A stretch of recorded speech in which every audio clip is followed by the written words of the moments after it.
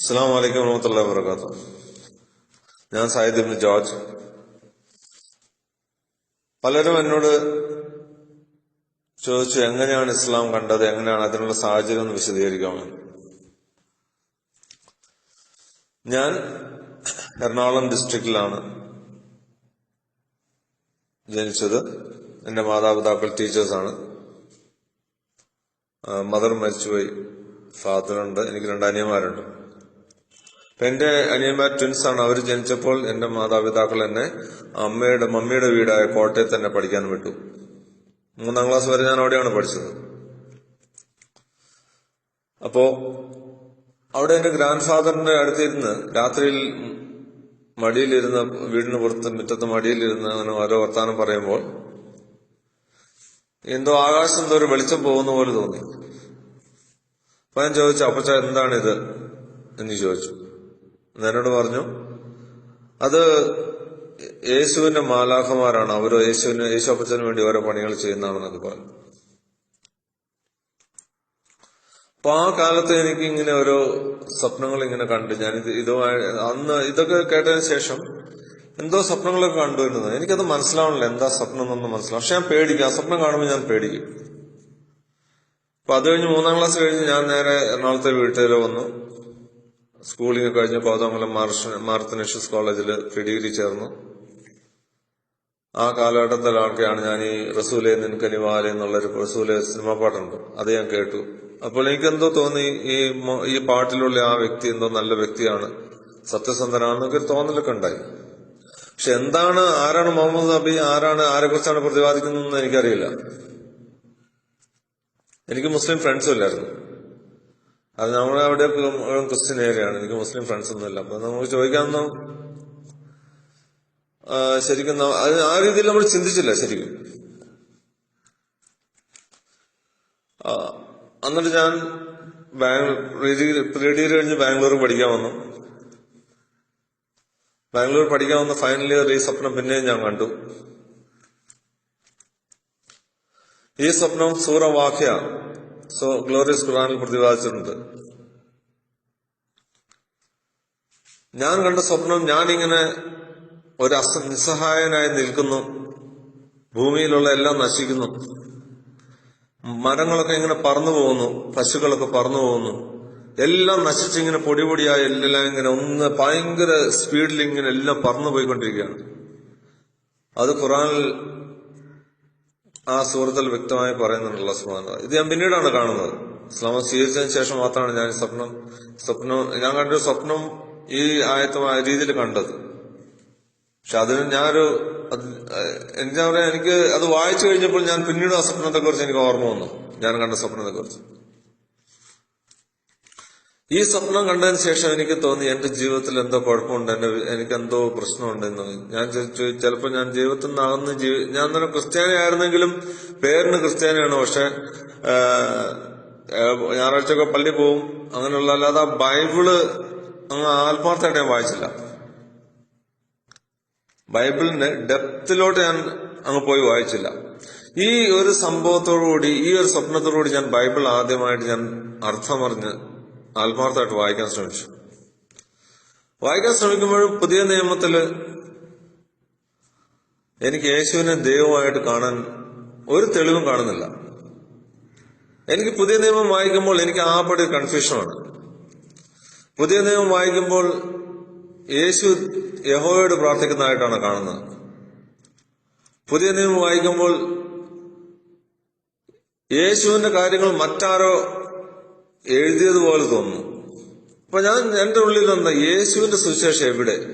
യേശു അങ്ങനെ ഭൂമിയിൽ ഒരു ദൗത്യമായിട്ട് വന്നിട്ടുണ്ടെങ്കിൽ യേശുവിന്റെ സുവിശേഷം എന്ന് പറയുന്ന സുവിശേഷം ഉണ്ടാവണല്ലോ. മത്തായിയുടെ സുവിശേഷം, മർക്കോന്റെ സുവിശേഷം അല്ല ഉണ്ടത്. യേശുവിന്റെ സുവിശേഷം എന്ന് പറഞ്ഞായിരിക്കണം പുതിയ നിയമം ഉണ്ടാവുക. അത് കണ്ടില്ല. പിന്നെ ഞാൻ നോക്കുമ്പോ യേശുവിന്റെ അമ്മയോ യേശുവിന്റെ ശിഷ്യന്മാരോ ഒന്നും, യേശുവിന്റെ അമ്മയോ യേശുവിന്റെ ശിഷ്യന്മാരോ ഒന്നും യേശുവിനെ ആരാധിക്കുന്നതായിട്ട് ഞാൻ കണ്ടില്ല. അപ്പൊ എന്റെ ഉള്ളിൽ ചോദ്യം വന്നു, എന്തുകൊണ്ടാണ് ഇന്നത്തെ ആൾക്കാർ യേശുവിനെ ആരാധിക്കുന്നത്? യഹോവയായ ദൈവത്തെ മറക്കുന്നത് തെറ്റല്ലേ എന്നൊക്കെ ഒരു തോന്നലുണ്ടായി. അപ്പോൾ ഞാൻ പഴയ നിയമം വായിക്കാൻ തുടങ്ങി.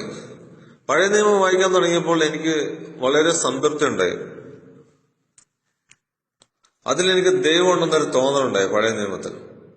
അവിടെ ദൈവപുത്രനോ അല്ലെങ്കിൽ holy spirit, the father, the son, holy spirit, അങ്ങനെ ഒരു കൺഫ്യൂഷൻ അവിടെ ഇല്ല. അവിടെ ഏകദൈവ വിശ്വാസം മാത്രമാണുള്ളത്.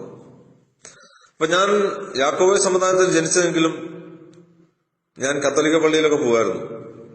പക്ഷെ അവിടുത്തെ ഉള്ള യേശുവിന്റെ പ്രതിമകളെ കണ്ടപ്പോൾ എനിക്ക് അതിലും വിഷമം തോന്നി. കാരണം ഇത്രയധികം പ്രതിമകൾ, ഇത്രയധികം പുണ്യാളന്മാര്, ഇത്രയധികം കന്യാസ്ത്രീയുടെ പെരുമ, മറ്റുള്ളവരുടെ പ്രതിമകള്, ഒത്തിരി പുണ്യാളന്മാരുടെ പ്രതിമകളും പേരുകളും ഒക്കെ ആ പാടെ ഒരു കൺഫ്യൂഷൻ, ടോട്ടൽ കൺഫ്യൂഷൻ. അപ്പോൾ ഞാൻ വിചാരിച്ചു ചിലപ്പോൾ ഞാൻ മനസ്സിലാക്കിയ ക്രിസ്തുമതമായിരിക്കും എന്നെ ഈ ഇതിലേക്ക് നയിച്ചതെന്ന് വിചാരിച്ചിട്ട് ഞാൻ അച്ഛൻ്റെ അടുത്ത് പോയി. ഞാൻ അച്ഛനോട് അവിടുത്തെ കാത്തലിക് പള്ളിയിൽ പോയി അച്ഛനോട് ഈ കാര്യങ്ങളൊക്കെ ചോദിച്ചു.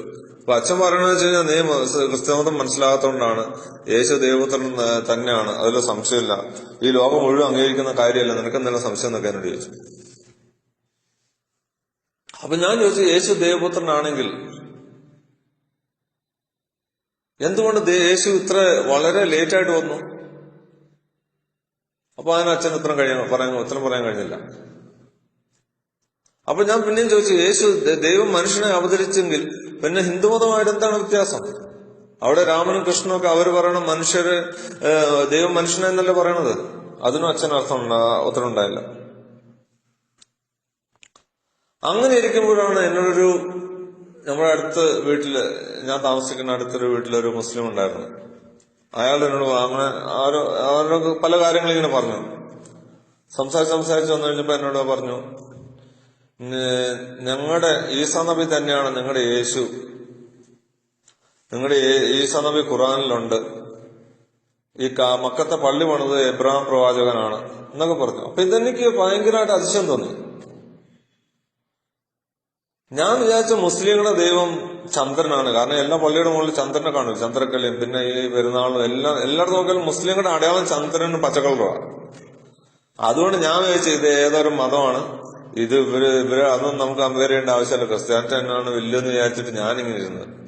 ഇത് കേട്ടതോടെ എനിക്ക് ആപ്പടെ ആകാംക്ഷയായി. എന്താണ് ഈ ഈസാ നബി, എന്താണ് എബ്രഹാം പ്രവാചകൻ എന്നൊക്കെ. അപ്പൊ അവന് കൂടുതൽ അറിയില്ല. അവൻ എഞ്ചിനീയർ ആണെങ്കിലും അവന് ഈ മതപരമായിട്ടൊരു അറിവില്ല. അപ്പൊ അവനോട് ചോദിച്ചു, ഖുറാൻ എങ്ങനെ വന്ന? ഖുറാനോ? അതുള്ള ബുക്കായിട്ട് ഇങ്ങനെ ഇറക്കി തന്നാ. ഞാൻ അങ്ങനെ ബുക്കായിട്ട് വരുമോ? അതൊന്നും എനിക്കറിയില്ല. ഉള്ള ബുക്കായിട്ട് നബി സല്ലല്ലാഹു അലൈഹി വസല്ലം കൊടുത്താന്ന്. അത് നമുക്കറിയാം. 23 വർഷം കൊണ്ട് ഗബ്രിയേൽ മാലാഖ നബി സല്ലല്ലാഹു അലൈഹി വസല്ലം പഠിപ്പിച്ച കാര്യങ്ങളാണ് ഈ ഖുറാൻ. വഹിയായിട്ട് വന്നതാണ്. അത് പിന്നീട് ക്രോഡീകരിച്ച് ബുക്കാക്കിയാണെന്ന് നമുക്കിന്നറിയാം. പക്ഷെ ആ സഹോദരൻ അത് എനിക്ക് പറഞ്ഞു മനസ്സിലാകാനുള്ള കഴിവില്ലായിരുന്നു. അത് അറിവില്ലായ്മ എന്താണെന്ന് അറിയില്ല. അതിൽ അല്ലാഹു അദ്ദേഹത്തെ അനുഗ്രഹിക്കട്ടെ, അദ്ദേഹത്തിന് പരലോകം സുരക്ഷിതമാക്കട്ടെ അല്ലാഹ്. കാരണം വെച്ചാൽ ഒരു വാക്ക് മതി നമ്മളൊരു മനുഷ്യന് ചിലപ്പോൾ സത്യവിശ്വാസം കാണിക്കാൻ വേണ്ടിയിട്ട്. പക്ഷെ പലരും ഇന്നത്തെ കാലത്ത് ഒരു അമുസ്ലിമിനോട് ഇസ്ലാം പറയാൻ മടിക്കുന്നു. ഞാൻ ദാവ പ്രവർത്തനത്തിലുള്ളതാണ്. ബാംഗ്ലൂർ അമിറ്റി പീസ് ഫൗണ്ടേഷന്റെ ഫൗണ്ടർ ആൻഡ് പ്രസിഡന്റാണ് ഞാൻ. നമ്മുടെ അടുത്തൊരു സഹോദരൻ വന്ന് എന്നോട് പറഞ്ഞതാണ്, അവൻ 9 മാസം ഒരു ഖുറാന്റെ കോപ്പി കിട്ടാൻ വേണ്ടി കാത്തിരുന്നു എന്നാണ് പറഞ്ഞത്. അവൻ പുള്ളി ഇന്ന് ഇസ്ലാമെന്ന് സ്വീകരിച്ചു. അതുപോലെ എത്രയോ കഥകൾ, എത്ര ആൾക്കാർ നമ്മളിൽ നിന്ന് ഫ്രീ ഖുറാൻ, നമ്മൾ വീക്കെൻഡിൽ നമ്മൾ സ്ട്രീറ്റിൽ നിന്നിട്ട് ഫ്രീ ഖുറാൻ കൊടുക്കും. എത്രയോ ആളുകൾ നമ്മളോട് ഇത് പറയും, ഞാനൊക്കെ ഖുറാനൊക്കെ വർഷങ്ങളോളം ഞങ്ങൾ കാത്തിരുത്തിട്ടുണ്ട്, ഇതുവരെ കിട്ടിയിട്ടില്ല, ഇത് വളരെ സന്തോഷകരമാണെന്ന് പറഞ്ഞിട്ട് അവർ വളരെ സ്നേഹത്തോടെ ആ ബുക്ക് എടുത്ത് അവിടെ തന്നെ ഒന്ന് വായിക്കും. നമ്മൾ പിന്നെ ഒരു 15-20 മിനിറ്റ് എക്സ്പ്ലെയിൻ ചെയ്ത് കൊടുത്തിട്ട് അവരത് കൊണ്ടുപോകും. ഹിദായത്ത് അള്ളാഹുവിന്റെ കഴിയിലാണ്. നമുക്ക് ആൾക്കാരോട് പറയേണ്ട ജോലിയുള്ളൂ, ഫദക്കർ എന്നെ മാന്ത മുതക്കർ, ജസ്റ്റ് ഓർമ്മപ്പെടുത്തുക അവരെ. പക്ഷെ ആ സഹോദരൻ എന്നോട് ഇത്രമാത്രം പറഞ്ഞത് എന്നെ ഒരുപക്ഷെ ഇസ്ലാമിലോട്ട് നയിക്കാൻ ഇടയായി എന്ന് ഞാൻ വിശ്വസിക്കുന്നു. അത് അള്ളാഹുവിന് മാത്രമാണ് എല്ലാ നന്ദിയും. അള്ളാഹു വിചാരിച്ചില്ല എങ്കിൽ എനിക്ക് ഹിദായത്ത് കിട്ടില്ല. എല്ലാ നന്ദിയും എല്ലാ ഇതും അള്ളാഹുവിന് മാത്രം. അള്ളാഹുവിന്റെ കാരണം കൊണ്ട് മാത്രമാണ് ഞാൻ ഇസ്ലാമിൽ വന്നത്. അങ്ങനെ ആ സുഹൃത്തിന്റെ കൂടെ ഞാൻ പറഞ്ഞു, എന്നാ നീ എന്നെ പള്ളിയിൽ കൊണ്ടു. ഒരു ദിവസം ഒരു 9 മണിക്ക് പള്ളിയിൽ കൊണ്ടുപോയി രാത്രിയിൽ. അവൻ കാണിച്ചെന്ന് നിസ്കരിക്കുന്നത് എങ്ങനെയാന്നൊക്കെ. ആ ആദ്യത്തെ സുജൂദിന് ശേഷം എന്റെ ഉള്ളിൽ നിന്ന് എനിക്കൊരു വിളിയുണ്ട്, ഇതാണ് സത്യം, ഇതാണ് ഏകദേശം. ആ പള്ളിയിൽ ഞാൻ ആ മുസ്ലിം പള്ളിയില്, ബാംഗ്ലൂർ നല്ലൊരു പള്ളിയാണ്, ആ പള്ളിയിൽ പ്രതിമയോ ഒന്നും കണ്ടില്ല ഞാൻ. വളരെ നീറ്റാണ്. അങ്ങനെ ഞാൻ ആ പള്ളിയിൽ, അവിടെ ഒരു ഖുറാനുണ്ട്, യൂസഫ് അലി എന്ന് പറഞ്ഞ, അന്ന് ഇന്റർനെറ്റ് ഇല്ല, ടി വി ഇല്ല, കേബിൾ ഇല്ല, ഒന്നുമില്ല എന്റെ അടുത്ത്. ആ പള്ളിയിൽ ഒരു ഖുറാനുണ്ട്, യൂസഫ് അലി എന്ന് പറഞ്ഞിട്ട്, സൗദി എന്നുള്ളൊരു ബുക്കാണ്. അവര് വലിയൊരു കട്ടിയുള്ളവർ, കുറെ ഹദീസൊക്കെ ഉണ്ട് അടിയിൽ, ഫുട് നോട്ട് ഹദീസൊക്കെ ഉണ്ട്. ഞാനത് വായിക്കാൻ തുടങ്ങി. ഇത് വായിക്കാൻ തുടങ്ങുമ്പോ എന്റെ കണ്ണിൽ കൂടെ ഇങ്ങനെ വെള്ളം ഇങ്ങനെ വന്നുകൊണ്ടിരിക്കുക. കാരണം എന്താണ്, ആ ബുക്കിൽ കൃത്യമായിട്ടാണ് പറയുന്നത്. എന്റെ സംശയങ്ങൾക്ക് മുഴുവൻ അതിൽ ഉത്തരമാണ്. എന്റെ മുഴുവൻ സംശയങ്ങൾക്കും ആ ബുക്കിൽ ഉത്തരമാണ്. എന്റെ ഹൃദയത്തിൽ ഞാൻ കാണാൻ, ദൈവത്തെക്കുറിച്ച് അറിയാൻ ആഗ്രഹിച്ച മുഴുവൻ ഉത്തരങ്ങളും അതിലുണ്ട്. ഏകനായ സൃഷ്ടാവ്, മനുഷ്യ ഹയ്യുന്നാസ്, ഓ മനുഷ്യ സമൂഹമേ എന്നാണ് ബുക്ക് പറയുന്നത്. അല്ലാതെ മുസ്ലിങ്ങളെ എന്നല്ല അവിടെ പറയുന്ന ഖുറാനില്, യാ യുഹന്നാസ്, ഓ മനുഷ്യ സമൂഹമേ. അതുപോലെ നബി, യാ അയ്യുഹൽ നബി, നിങ്ങൾ നബിയെ പറയുക, യാ അയ്യുഹൽ നാസ്, യാ അഹ്ല കിതാബ്, യാ ബനു ഇസ്രായേൽ, യാ ഈസ, യാ മൂസ, യാ ഇബ്രാഹിം. എന്ത് ക്ലിയർ ആണ് ആ ബുക്ക്. ഞാൻ എന്റെ ഓരോ താളുകളിൽ ഞാൻ കൊതിച്ചുപോയി, അടുത്ത എന്താണ് പറയുന്നത്. ഞാൻ അത്ര ഓരോ കാര്യങ്ങൾ ഞാനുണ്ടല്ലോ ഫാസ്റ്റ് ആയിട്ട് ഇങ്ങനെ, അത് എന്താണ് പറയുന്നത് മെയിൻ പോയിന്റ്സ് അപ്പൊ തന്നെ നോക്കി ചാപ്റ്റർ വായിച്ചങ്ങ് പോയി. എന്നിട്ട് വായിക്കാൻ കൊതി തീർന്നിട്ടില്ല. ഓരോ ദിവസം ഞാൻ അസറിനും മഗ്‌രിബിനൊക്കെ നേരത്തെ അവരുടെ ആള് വരുന്നതിന് മുന്നേ ഇങ്ങനെ അവിടെ പോയിരുന്നു വായിക്കുമായിരുന്നു. അത് പുറത്ത്, അവിടെ പള്ളിക്ക് ലോക്കൊന്നുമില്ല, നമുക്ക് കയറി വായിക്കാവുന്ന പ്രശ്നമൊന്നുമില്ല. പക്ഷെ എനിക്ക് മുസ്ലിം ഉള്ളപ്പോ പോകാൻ പേടിയാ. അവർക്കറിയാം ഞാൻ ക്രിസ്ത്യാനിയാന്നുള്ള കാര്യമൊക്കെ. എനിക്ക് വേറെ സോഴ്സ് ഒന്നുമില്ല. എന്നിട്ട് ഞാൻ എന്റെ ഉള്ളിൽ നിന്ന് വായിച്ചു കഴിഞ്ഞപ്പോൾ എന്റെ ഉള്ളിൽ നിന്നൊരു വിളി വന്നു, ഇതാണ് ഇസ്ലാം, ഇതാണ് സത്യ ഇസ്ലാം എന്ന് പറഞ്ഞിട്ട്. അങ്ങനെ ഞാൻ ഇസ്ലാം മതം സ്വീകരിക്കാൻ തീരുമാനിച്ചല്ല, അള്ളാഹ് എനിക്ക് ഹിദായത്ത് തന്നു. എന്റെ ഹൃദയം ഇസ്ലാം മതത്തിലേക്ക് തുറന്നു തന്നു. എന്റെ ജീവിതത്തിലെ ഏറ്റവും സമ്പന്നമായ നിമിഷം,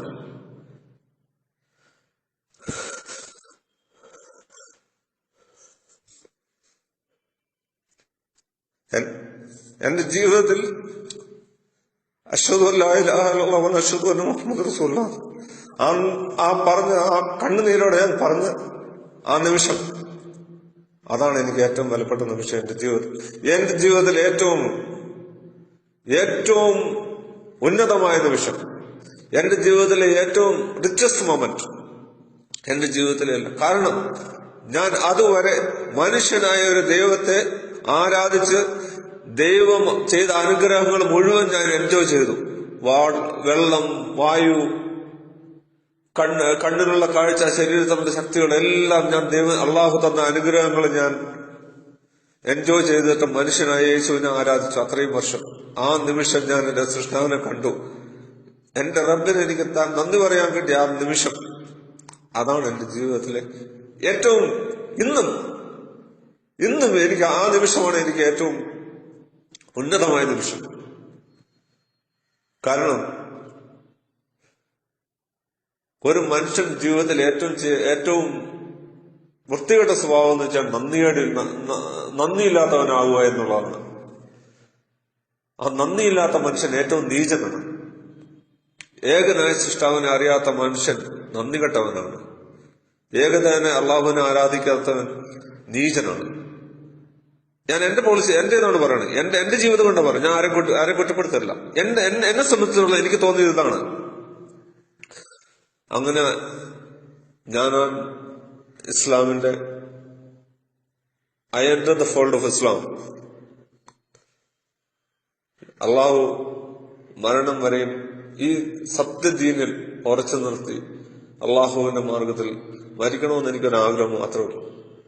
പിന്നെ നമ്മൾ ചെയ്യുന്ന ചെറിയ ചെറിയ കാര്യങ്ങൾ ഒന്നും ഒരിക്കലും അള്ളാഹു തന്ന കാരുണ്യക്കൊന്നൊന്നും ഒരിക്കലും ഒരു മനുഷ്യന് നന്ദി പറയാൻ പറ്റില്ല. കാരണം അത്രയധികം കാരുണ്യമാണ് ഒരു മനുഷ്യ സമൂഹത്തിന് അള്ളാഹു സുബ്ഹാനഹു വ തആല നൽകിയിരിക്കുന്നത്.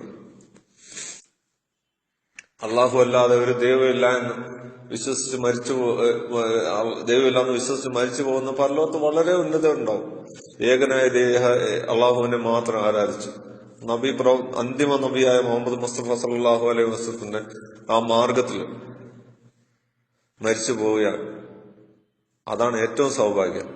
ഈ ഭൂമിയിലുള്ള കാറും പൈസയും എല്ലാം ആവശ്യമുണ്ട്. എല്ലാം ഹലാലായ രീതിയിൽ നമ്മൾ നേടണം. എല്ലാം ഹലാലായ പലിശ ഇടപാട് നടത്താതെ സത്യം തുറന്നു പറഞ്ഞ് സത്യസന്ധമായ രീതിയിലെല്ലാം നമ്മൾ ബിസിനസ് ചെയ്ത് നല്ല രീതിയിൽ പോകണം. ഒരു ഇല്ല ഭൂമി ഉള്ള സുഹൃത്ത് എല്ലാം തന്നേക്കുന്നത് നമ്മൾ ഹലാലായ രീതിയിൽ എൻജോയ് ചെയ്യാനാണ്.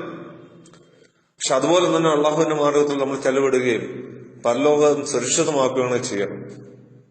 അള്ളാഹുവിന്റെ പക്ഷെ ഈ ലോകം ശാശ്വതമല്ല, പരലോക വിജയം മാത്രമാണ് ശാശ്വതം.